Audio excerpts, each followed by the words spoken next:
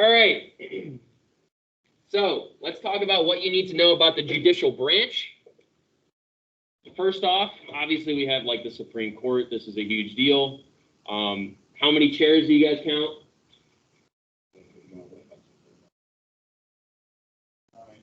9. You can count. Congratulations.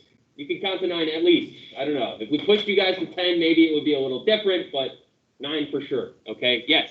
9. And then usually you have this one head honcho, right, who sits in the center. He's the Chief Justice, right? So here's this is not the most recent image of our Supreme Court. Obviously, we have RBG, who's passed away, a couple others as well. But this is, a decent picture of the Supreme Court.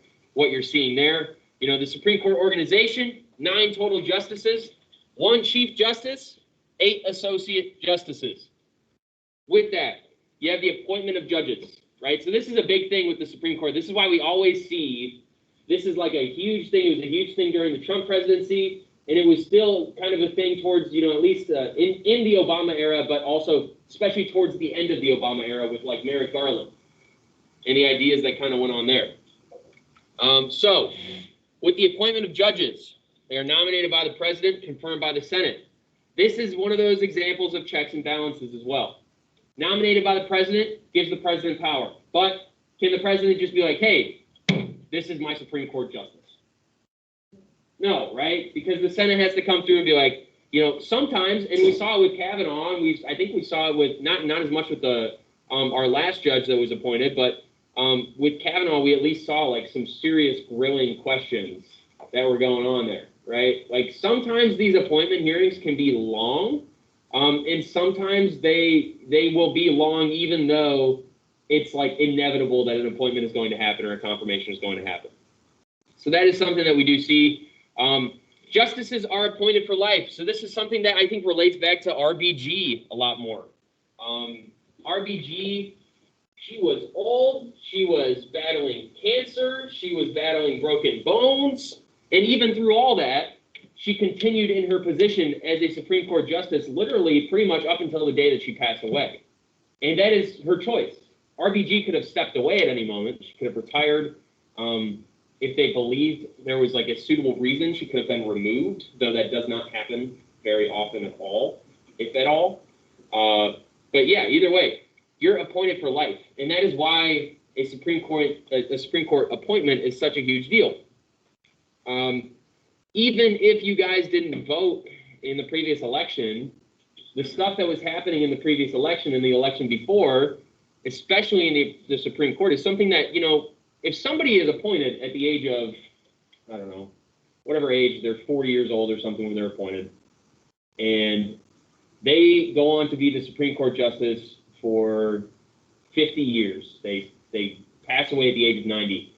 That is something that a president did 50 years ago that is still affecting the day-to-day kind of legal life of the citizens of the United States.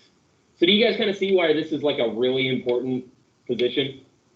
Right? And not only that, they also have this power of judicial review, which wasn't always around, but it gives the Supreme Court a lot of power to like figure out what is constitutional, what is not constitutional. And so that means that the Supreme Court is like the head honcho when it comes to all sorts of legislation. If the Congress puts out something that is sued, maybe a law or something, and it goes to the Supreme Court can basically make a law like null and void. Or if the president does something that is deemed unconstitutional, the Supreme Court can be there to kind of check that power.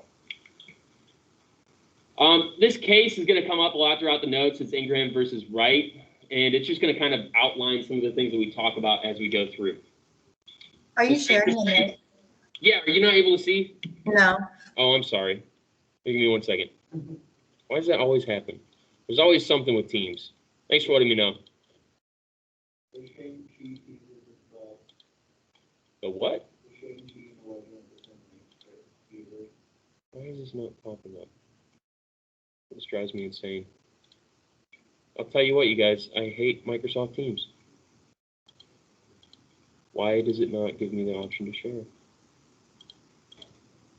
There we go. Okay. Can you see now?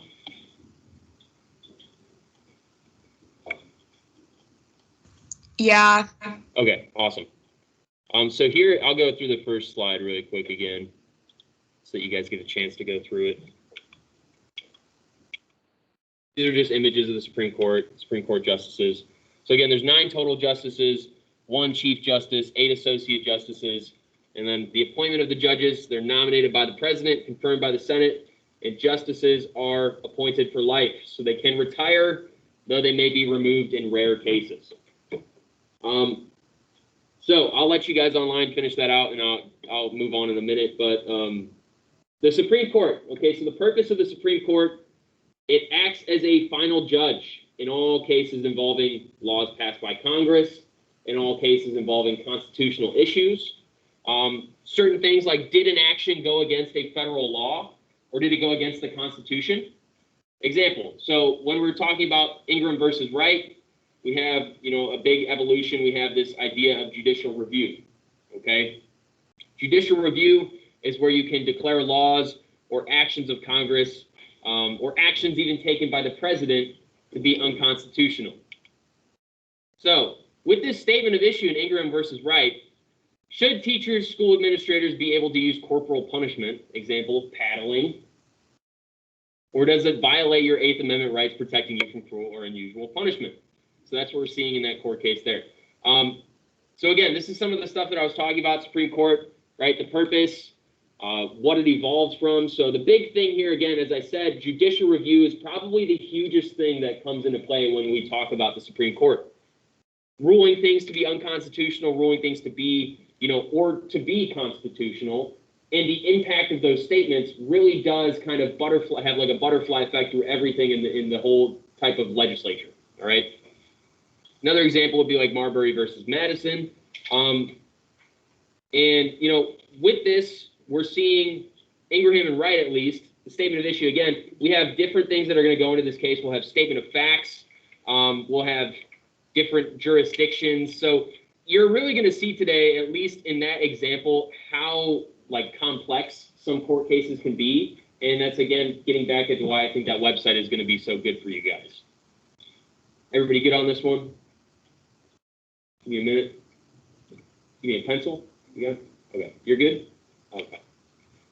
So with the statement of facts, so this is what you're going to see. This is literally what it says, the statement of facts. This is what happened in the case. This is why the case is being talked about. James Ingraham, a 14-year-old 8th grader at Drew Junior High School in Miami, Florida, was taken to the principal's office after a teacher accused him of refusing to leave the stage in the school auditorium when asked to do so. The principal decided to give Ingraham 5 swats with a paddle, but James said that he hadn't done anything wrong and refused to be punished. He was subsequently held down while the principal gave him 20 swats. While corporal punishment was permitted in the school district, James suffered bruises that kept him out of school for 11 days, and he had to seek medical attention, which is pretty crazy. James and his mother sued the principal and other school officials, claiming the paddling violated 8th Amendment protections against cruel and unusual punishments. So that is what the statement of facts is going to look like. When you get to your article or whatever court case you're taking or using, that is the statement of facts you'll read through. Like if you did Marbury versus Madison or whatever ones are on there, you'll see that they'll be plainly lit out like that. This is what happened. This is why the court case is happening. Okay? That is what a statement of facts looks like. We also have types of jurisdiction being kind of, playing a big role. Jurisdiction, has anybody ever heard of that word before? I swear it's always in cop shows or something. You don't have jurisdiction here, right? Has anybody ever heard that statement? This is out of your jurisdiction, right? Every single time. So what is jurisdiction? It's the right or the authority of a court to hear certain kinds of cases. We have original jurisdiction, which means that the court in which a case is heard for the first time. So if we looked at the movie Loving, right? That's going to be a pretty good example of that is happening in that one court, right, for the first time. But then there is also appellate jurisdiction, a court in which a case is heard following an appeal from a lower court. So if you remember in Loving, they started off at the state court, and then they went federal and then Supreme, right? So they're appealing, and they're going all the way up. They're moving from the original court with the original jurisdiction to an appellate jurisdiction, which is basically a court that is higher than the original, okay? Does that make sense? When we say appellate, I know it's a weird word, but it really just kind of is derived from the idea of appealing. Has anybody ever heard of the word appeal as well? Has anybody watched sports? sometimes the commentators will say something like, oh, well, like, Giannis is appealing to the official right now, and he's going over and he's pleading his case. Oh, please, like, don't give me a foul or something like that, right? That is the idea with appealing. You are appealing your decision. So what you're doing is, I don't know, maybe you're in the court in the original jurisdiction, and they rule that you're wrong. Like, gavel swings, you're done. Nothing worked out for you. You lost the case. You can appeal that decision to a different court or a higher court and see if they say anything else. Now, that court can kind of uphold or what the previous court said, or they can go ahead and move forward with it, and then you can have, maybe you win in an appeal case, or you don't win, right? So you kind of have two options there as well. Original jurisdiction, so again, court in which the case is heard for the first time. The actual trial is conducted, and guilt or innocence or fault or no fault is decided. Has anybody ever heard of the words plaintiff and defendant? If you haven't heard of these, I'm sure that you will at some point. And if you have heard of these, you might still not know exactly what they mean. A plaintiff in a criminal case, this is the government called the prosecution. So like if you were in a criminal case, like, I don't know, if you got charged with murder or something, it would be like the state of Indiana versus Trey, right? So that's what you see in some of those cases. That's why sometimes you see like Indiana v. so-and-so or something like that. In a civil case, this is the person or group filing a suit against someone. The person or group is suing. So that would be like, I don't know, it could be Mr. Doff versus Noah, right? That's what it would look like in that situation. You have a defendant. In a criminal case, the person accused of the crime. So that would be, on the other side of this as well. In a civil case, the person or group being sued. When you think of civil cases, think of like, I don't know, think of like claims court or something like that. Yeah, family court, right? What'd you say? Yeah, like Judge Judy, right? Judge Judy's not really deciding murder cases, right? But Judge Judy sometimes will swing her gavel and award a family $500 in court fees paid or something like that. Or like, what's his face? Judge Mathis or something, right? Maury, no, he does not. No, Maury does like family. I don't even know if he's. Yeah, neither of those guys are technically court, justices though, or judges. So yeah, Maury's got his own thing that he's doing. But yeah, no, I like Judge Judy too. She's pretty interesting to listen to. Maybe maybe if we get a chance, we'll watch an episode of Judge Judy in here at some point just to see small claims court, even though a lot of that stuff is a little weird. It's funny. It is kind of funny. She stole my dog. Yeah, right? Every time. It's always something weird. We have appellate jurisdiction. So again, this is the court in which a case is heard following an appeal from a lower court. So the thing with court is like, if you lose, it doesn't mean that you're done, which is kind of, the interesting thing about court. You can review in lower court records and rulings, no trial held. Petitioner, I know it says trail, that's a typo. The petitioner is the party requesting the case be heard by a higher court. Upset or disagree, this is just kind of a different phrase about the lower court's ruling. So if you disagree with the lower court's ruling, you have the ability to kind of appeal. The respondent is the party that won the ruling in the lower court, responding to the petitioner's request for a new ruling. That is why they're called the respondent, because they're responding to that petitioner's request. Some examples, Plessy versus Ferguson. So I know we talked about that in my history class. I'm not sure if I talked about it with you guys here. We also talked about Brown v. Board in my history class as well. Plessy is the petitioner. Ferguson is the respondent. Brown is the petitioner. Board of Education is the respondent. And that's what you're seeing with appellate jurisdiction. Am I good to go on? What about Batman v. Superman? Batman v. Superman. Batman is the petitioner. Superman is the respondent. There you go.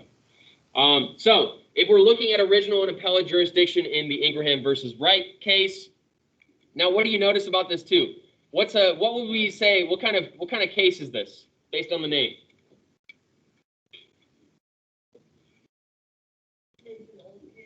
Yeah, it is old. Potentially, right? Civil, right? And I don't know exactly if Wright is talking about the school district or the principal, right? So I'd have to look into that a little bit more, but let's see. So federal district court found in favor of Wright, stating that the corporal punishment did not violate the 8th Amendment. So that's what the federal district court is saying. That's the original ruling. They found in favor of Wright, stating that the corporal punishment did not violate the Eighth Amendment, which was the question of the case in general. That was the problem that came up in the case where they were talking about, like, this is what we're trying to decide. Did this corporal punishment violate the Eighth Amendment? Federal court said no. So what do? They appeal. A panel of the Court of Appeals voted to reverse the decision, concluding that the punishment was so severe and oppressive that it violated the Eighth Amendment. And on top of that, the 14th Amendment, right to due process, right? Because the kid said what? He didn't do what? Whatever they said, right? He's like, I didn't do whatever you said. So on top of it maybe being cruel and unusual punishment, the appellate jurisdiction also comes in and adds an additional issue there with the 14th Amendment right to due process, because it's not, I mean, he was receiving a punishment without some sort of, not necessarily a full-blown trial, but any sort of due process, right? The en banc court, so the entire bench of the Court of Appeals, rejected the decision to reverse the district court's decision and instead affirmed the federal district court's ruling, which then leads to the court, the case being appealed to the Supreme Court. So you have a lot of back and forth. Panel of the Court of Appeals votes to reverse the decision, concluding the punishment was severe, adding all this other stuff. And then the entire bench of the Court of Appeals rejects the decision to reverse and instead affirmed the federal district court's ruling, which then leaves this open and leaves it able to be appealed to the Supreme Court. So now we've reached the Supreme Court of the United States. We're going all the way up to the top, which means that, there's a couple of things that can happen here. The Supreme Court, and we'll talk about it, does not listen to every single court case that gets appealed to them. So what will happen next, basically, is the Supreme Court has to decide whether or not this court case has enough significance for them to basically go through the process of listening to it, deliberating on it, and coming to a decision. Here's an example here, too. So cases involving state and local laws goes up to the state trial courts. Then you can go to state appeals courts. And then there is also state Supreme Courts as well. Cases involving federal laws can go all the way up to special federal courts. But the big thing to notice is that any of these things can go to the U.S. Supreme Court. Cases involving federal laws often go to U.S. district courts and then U.S. Court of Appeals. This is probably more often. And then cases involving foreign diplomat or state government pretty much always go straight to the Supreme Court. They're also pretty rare. They don't happen as much. Now, again, the biggest thing that we're seeing here, all of these things can lead to the U.S. Supreme Court, which means that even if you're on a state level, you might get to the state Supreme Court, and that might change something in your state overall. If that gets appealed again and goes up, then it could change something in the entire United States, all right? And that is why the Supreme Court is so important. How does a case reach the Supreme Court? So over 8,000 cases are appealed to the Supreme Court each term. Like I said before, most are not heard by the Supreme Court. Either the majority of justices agree with the lower court's ruling, or they believe the case involves no significant point of law. Now, it's not that they're just like sitting around doing nothing all day, right? It's just that they have so many different cases being appealed to them that the fact is that they have to really kind of pick and choose what they talk on. And sometimes there is cases where they're like, well, we're not going to discuss this yet.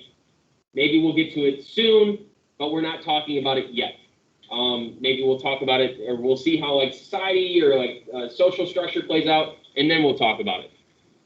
So the big thing here, either the majority of justices agree with the lower court's ruling, or they believe the case involves no significant point of law. This is what they see as to why they're not usually hearing those things. So maybe they look at what the appellate courts did, and they're trusting the judge, and they say they're like, this is valid, right? The judge is talking here, and his ruling is valid.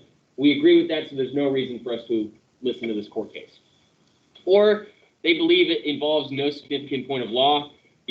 Somehow a court case involving something that is really not that big of a deal for the entirety of the United States gets all the way to the top, and they're like, this is really not worth us. We don't want to push to the side other cases that matter more just to get to this one. Yeah. Oh, I was going to say, like, that happens all the time. Like, I don't know if I can. Yeah. Trying to get, what is this thing called? When you can't be around someone. Restraining order? Yeah. Yeah. I'd have to look more into like restraining order law, but Yeah, it wouldn't surprise me, honestly. Because people like to think of weird. Like court cases, like dismissing things with No, restraining they orders. just miss it a lot.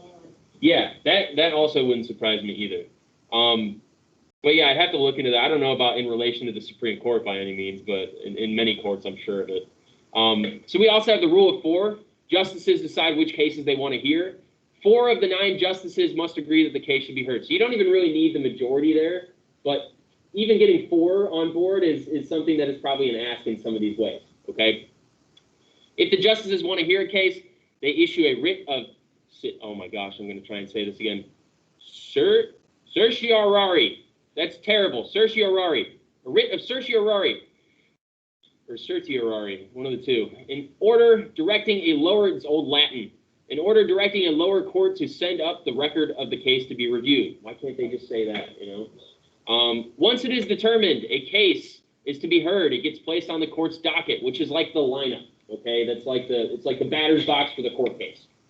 The schedule of cases to be heard by the court, so it's like, you know, the docket can be kind of long, so it might be that, like, hey, your court case has been accepted by the Supreme Court. They're going to talk about it, like, next summer, or, like, next I don't know, in a couple of months, right? Whatever time they can have in the term, okay? So it's not like, you know, just because you get accepted by the Supreme Court that they're going to talk about it, like, tomorrow. They also prepare for it. There's all these different oral arguments and things they have to go through as well. So you kind of get put into the starting lineup more than anything. How the court operates, we have different kind of terms here, things like briefs, which are written documents filled with the court before filed with the court before oral arguments begin. They present arguments based on facts of the case and citations of previous cases. So this is, again, written documents before court oral arguments begin. So this is so that the justice can basically look at this and understand what the heck it is that they're going to be looking at. So that people don't just come in and start arguing in front of them and they have no idea what's happening, right? So it's kind of getting good background knowledge. And, you know, it's right in the name, briefs. It's like, has anybody ever watched a television show where they're like, have you been briefed on this? Right? So it's that same kind of idea. We have oral arguments, which is, again, literally what it says. It's people arguing with their, you know, talking. Time during which lawyers present their case to the court through oral arguments, limited to 30 minutes so that it doesn't go on forever. They must stop talking even if in mid-sentence when time is up. So I could be literally in the middle of the most important thing that I'm talking about, and as soon as they're like, time's up, I gotta be like, all right, I'm done, okay? So that is where a lot of that stress comes in for lawyers. That is where a lot of that, you know, making sure that you know what you're talking about and getting all your information in the time being, that is where that kind of comes into play. You can be granted time to finish if a justice allows it. So maybe you're in like a really important sentence, you're like, Judge, can I please? And then they'll be like, the court allows, right? Or something like that. And then you have court and conference. So in secrecy, justices consider cases in which they have heard oral arguments. This is where they're talking about like what is happening in the case itself. They have now been briefed. They have now listened to oral arguments. And now the justices, all 9 of them, are going to get together and kind of talk it out. This is where you're going to get a better idea of like who is in agreement with what side of the arguments, who is where, and usually they deliberate on this stuff for a decent amount of time. Especially in the Supreme Court, because they know that when they're giving a ruling on one of these things, it has some serious effect on the entire United States. So, in Ingraham versus Wright, Ingraham, the petitioner, Wright, the respondent.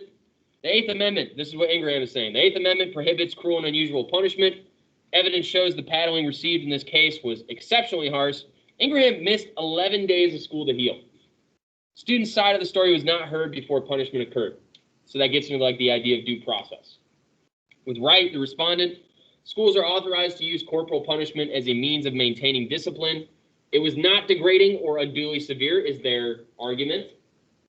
Follow the explicit directions and limitations contained in the policy put forth by the school board. And then they also said that the 8th Amendment covers convicted felons, not school children. So that is the argument that they're coming out with, right? They're talking about, you know, they're saying that, you know, due process, they're saying that things with cruel and unusual punishment, their jurisdiction is maybe not in the school system, but instead in like a system of courts, right? That is their argument, at least, their legal argument that they're rolling with.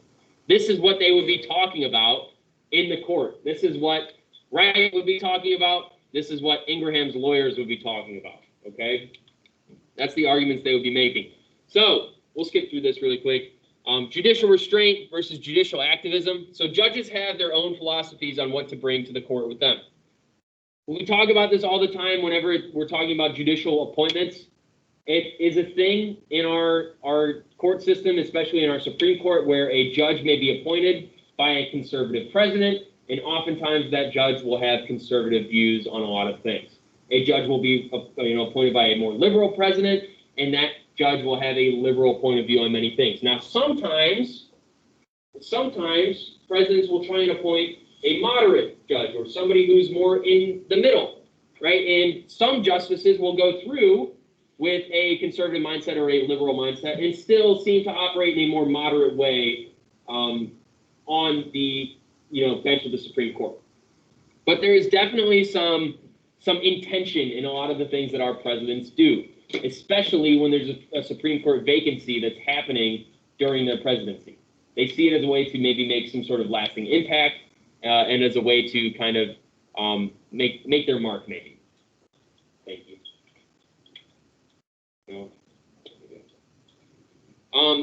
So judicial restraint, the belief that judges should decide cases on the original intent of the statute itself and by following precedent. Does anybody know what precedent is before you even look? What's a precedent? Yeah. It's people who have done this, or that's what they've done. Yeah, like think of the precedent, right? If every single year my students are allowed to go on their phones in my classroom and they pass that down to every single other student, oh, you have Mr. Dog, he lets you go on your phone or something like that. And then one year I'm like, no more phones. Then I have gone against what would seem to be the precedent, right? Something has changed. It is what I've been doing in the past all the time. So if we relate that to something like the Supreme Court or different judicial decisions, past judicial decisions that serve as a guide for making decisions on similar cases. So, for example, in a previous court case, if, if some guy was texting and it was an emergency that he was texting somebody, but he ran a red light, okay, and he got arrested or something like that, and went through the court system or whatever, the court ruled that like it was okay because it was an emergency. You could see how that would be a slippery slope eventually, because then you'd have that being argued as a precedent all the time. Then you would deal with like what is an emergency and all those different things that go into play. So looking at this, literally, we're just looking at past decisions, past judicial decisions. What did you say in the past, and how does that affect what you're going to say in the future? Not going against some of the things that you have ruled on in the past, because it affects, the precedent, right? The kind of rules that you have set out. We also have judicial activism. So again, restraint is what it is. It is restraint. It is holding back a bit. Activism, on the other hand, is the belief that the Constitution and laws should be interpreted based on changes and conditions on the values of the current society. So this is where we get some of those situations where the court is like, we're not listening to this case yet, right? Maybe that gets into the idea of judicial activism because the values of the current society, maybe they feel things are still changing. Things are still morphing, but they're playing at, I would say that this relates, again, probably directly to the whole Supreme Court case on gay marriage, right? The values of society had changed enough and to the point that the Supreme Court is listening to it, and they are making changes to the laws, interpreting it based on the values of the current society. This is probably a more progressive idea here. And then again, believe much more in the evolution of society and that laws should reflect that evolution. So with the holding is the court's decision. So this is again Ingraham v. Wright. The Supreme Court ruled against Ingraham. The court said that reasonable physical discipline at schools doesn't violate the Constitution. The Eighth Amendment, the justices said, was designed to protect convicted criminals from excessive punishment at the hands of the government, not school children who misbehave. So the Supreme Court looked at this, and they probably chose a more restrained version of this because they're looking at the precedent. They're looking at the way that the Eighth Amendment has been used in the past. It is designed to protect convicted criminals, not, school children. The court, however, did direct teachers and principals to be cautious and use restraint when deciding whether to administer corporal punishment to students. The justices suggested that school officials consider the seriousness of a student's offense, the student's attitude and past behavior, the age and physical condition of the student, and the availability of a less severe but equally effective means of discipline. So this is what we're seeing in that court case. So it's interesting to see, would you guys agree with the Supreme Court there? Maybe not. I myself, I'm looking at that, I'm like, I don't like to see anybody beaten to the point where they're losing 11 days of school, especially without, except for maybe Kayan, we'll throw you to the principal's office sometime soon. I don't think our principal here is going to do it. Oh yeah, we'll just use Tavian. Tavian will beat you up. Oh, no. Our corporal punisher in the back of the class.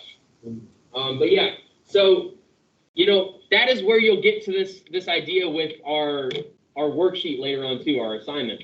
Maybe you choose a court case that you don't agree with, and you talk about why you don't agree with it. Just because you're arguing against the Supreme Court doesn't mean that you can't make a pretty decent argument. So we'll see what you guys have to say there. Finally, we have the court's opinion. This is the last thing that we have here. This is, again, it is literally what it is. The majority opinion.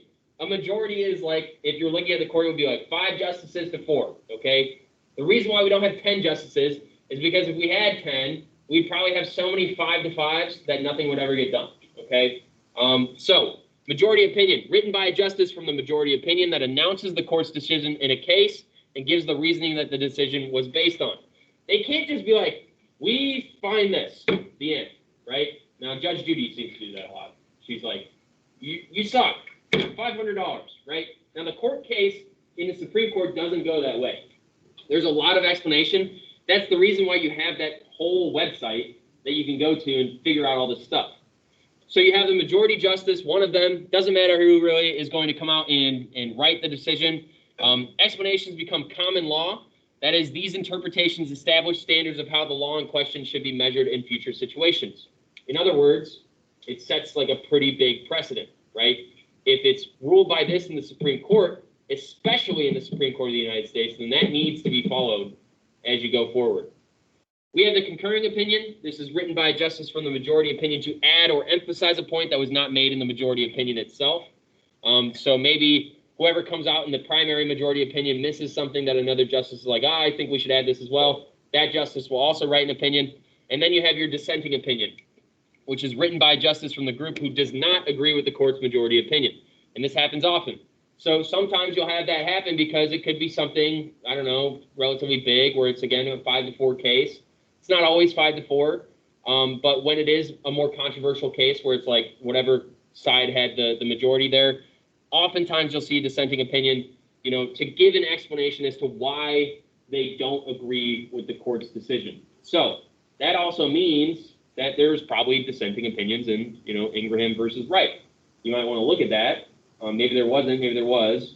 I'll leave that to you guys to look a little bit more into that if you want to, but you can see then maybe a judge's explanation is why they voted kind of the way that they did, okay? Does everybody understand so far kind of the idea with Supreme Court? I think it's a pretty straightforward kind of lesson. Any questions about anything? Okay, if that is it, yeah, of course. If that is it for you guys, then I am going to go ahead and give you guys the rest of the class time to work on that assignment that I talked to you about. So those of you online, make sure that you work on the independent Supreme Court case assignment, and those of you in person as well, that is what we're working on now. But those of you online, you guys are good to go if you're done with the notes, unless you have a question or anything that you need a little bit extra help on.